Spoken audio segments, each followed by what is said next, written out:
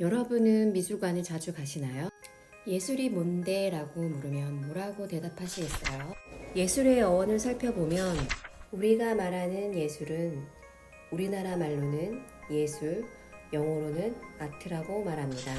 아트는 라틴어 아르스에서 전해졌고 아르스는 그리스어 테크네에서 유래했어요. 테크네가 요즘 테크닉이라고 알고 있는 기술이라는 의미입니다. 그러니까 어원을 살펴보면 예술이 기술에서 시작됐다는 것을 알 수 있어요.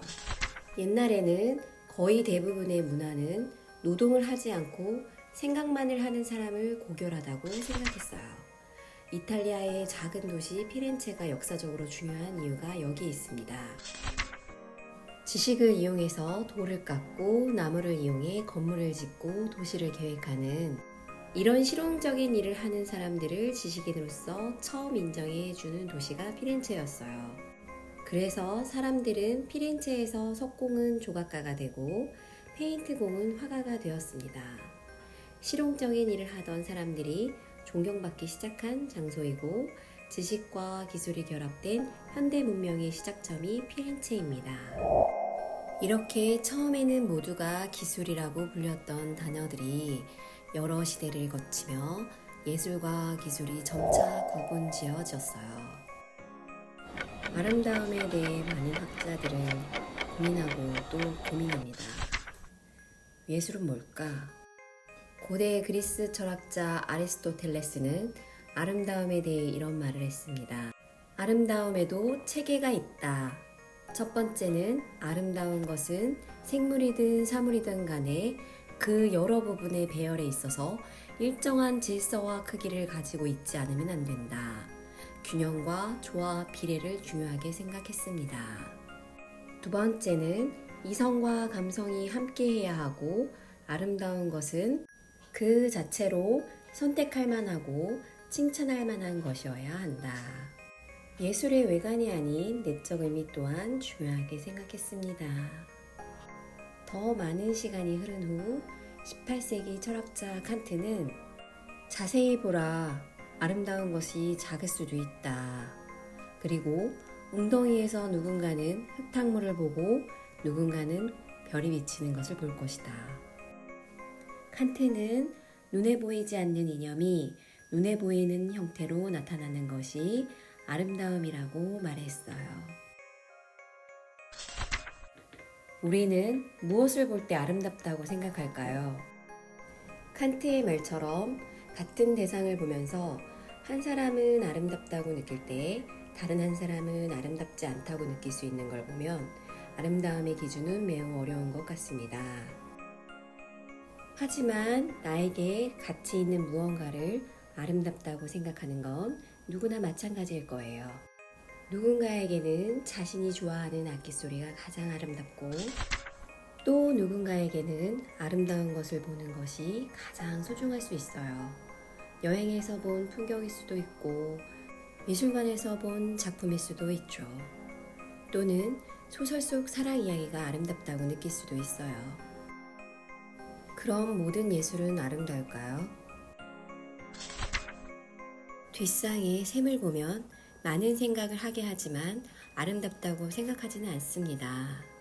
여기서 우린 미적인 것은 우리에게 안정적이고 조화로운 즐거운 감정을 불러일으키지만 예술은 안정과 조화, 즐거움뿐만 아니라 그보다 더 복잡하고 풍부한 감정을 일으키기도 한다는 것을 알 수 있습니다. 예를 들면 슬픔, 분노, 두려움 같은 감정들이 있죠. 더 많은 감정들이 우리에게 있지만 미적인 것은 완전하고 이상적인 것을 추구하는 것에 비해 예술은 완전하고 이상적인 것과 더불어 불완전하고 난해한 것까지 포함하고 있습니다. 미적인 사고를 통해 지극히 일상적인 것도 다르게 보고 사람들이 대수롭지 않게 여기는 사소한 것에서도 가치를 찾아내는 것, 그것이 예술이기 때문에 미적인 것을 포함하고 있습니다. 흔히 예술가라고 하면 세상과 동떨어져 자신만의 세계에 갇혀 사는 외골이라는 편견이 있어요. 하지만 현실에 발을 딛고 살아야 하는 우리에겐 그런 천재의 모습은 완전히 다른 세계를 사는 사람처럼 보이기도 합니다. 그렇지만 예술은 사회와 동떨어져선 결코 성립할 수 없습니다. 특히 최고의 예술은 고독한 천재의 번뜩이는 아이디어가 아닌 눈앞의 장애물을 계속 넘어서는 과정에서 탄생했습니다.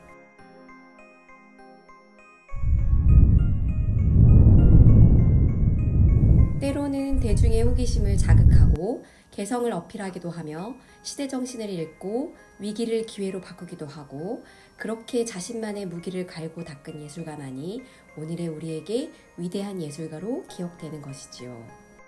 예술가들이 살아가는 모습은 현실에서 많은 문제를 부딪히며 해결해야 하는 우리의 모습과 많이 닮아 있어요. 그래서 우리는 예술과 예술가의 삶에서 교양 지식뿐만 아니라 삶의 문제를 해결할 수 있는 통찰도 배울 수 있는 것 같습니다.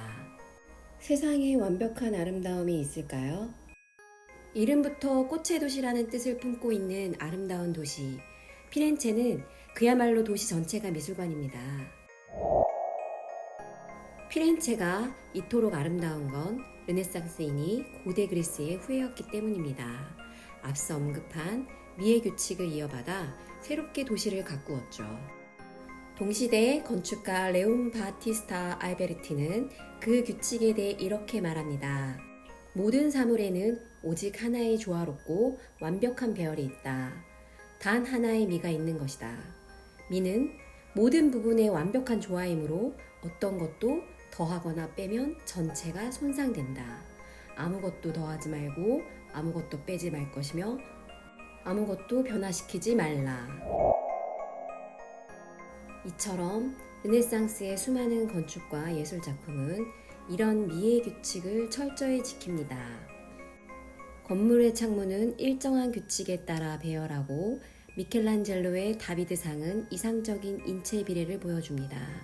레오나르도 다빈치의 모나리자 1대 1.628의 황금 비율이 알베르티의 이론과 고전적인 의미의 아름다움을 확고하게 정의하는 듯 하지만 사람들은 여전히 이상적인 수치의 아름다움에 의문이 남아 있습니다. 1742년 대학 교수이자 철학자 알렉산더 바움가르테는 새로운 과목을 하나 개설합니다. 좋은 예술은 무엇일까? 좋은 취향이란 무엇일까? 라는 질문에 오랜 연구를 합니다. 그리고 하나의 결론을 얻습니다. 아름다움이 감각과도 연결된다는 수의 비율이나 이데아 같은 이성적 기준이 아니라 감각이나 감정 같은 감성적 기준으로 아름다움을 판단할 수 있다고 본 것이죠.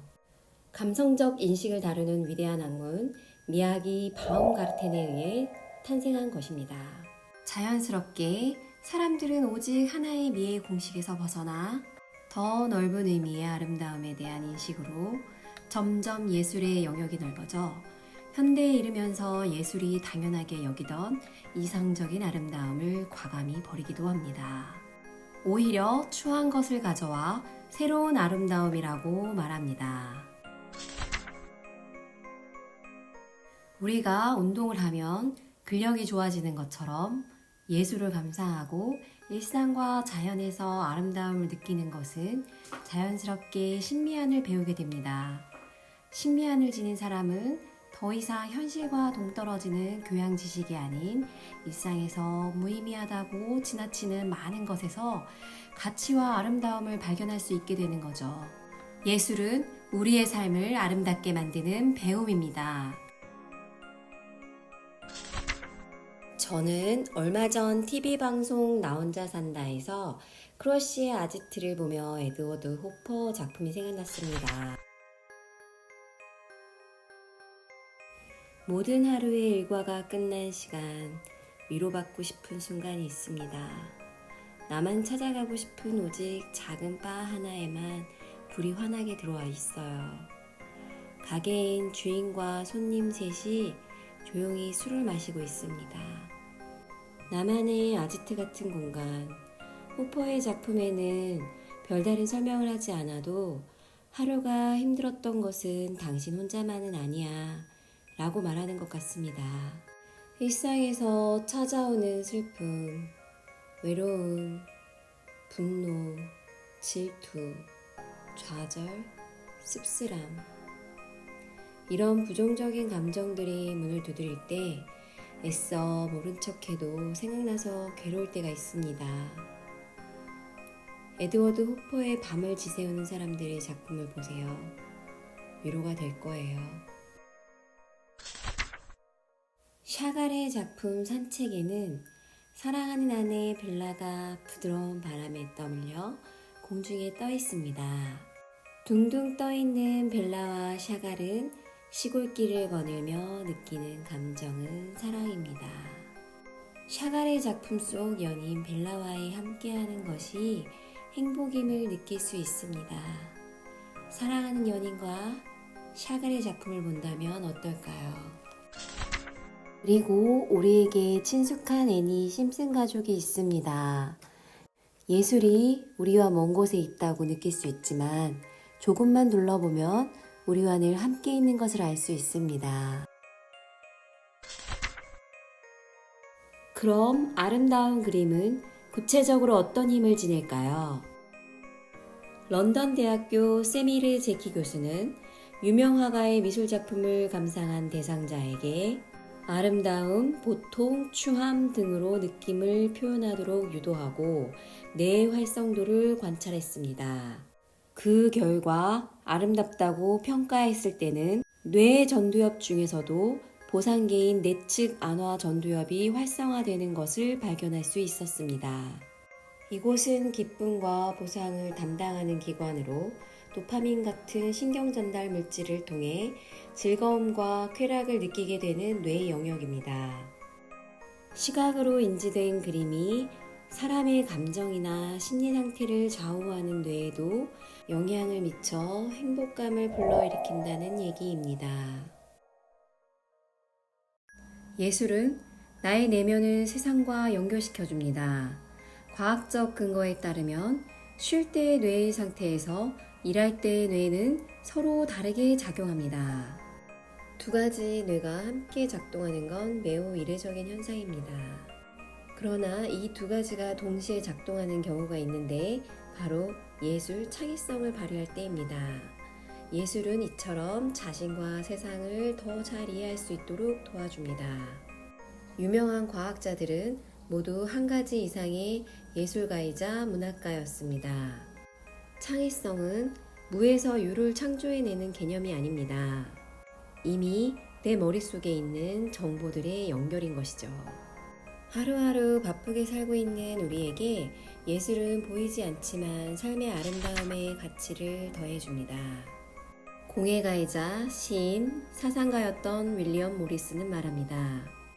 예술은 우리가 가는 곳이면 어디에나 있을 것이고 예술이 없는 곳은 없을 것입니다.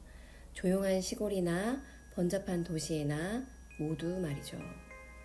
이처럼 모리스는 예술이 일상의 일부가 되어야 한다고 말합니다. 우리는 삶의 어떤 부분이 어떻게 예술로 표현될 수 있을까요? 시시때때로 변하는 감정과 생각이 불안하고 허무한 마음이 들 때도 있습니다. 평범하고 반복적인 우리의 현실이 과연 예술이 될 수 있을까요?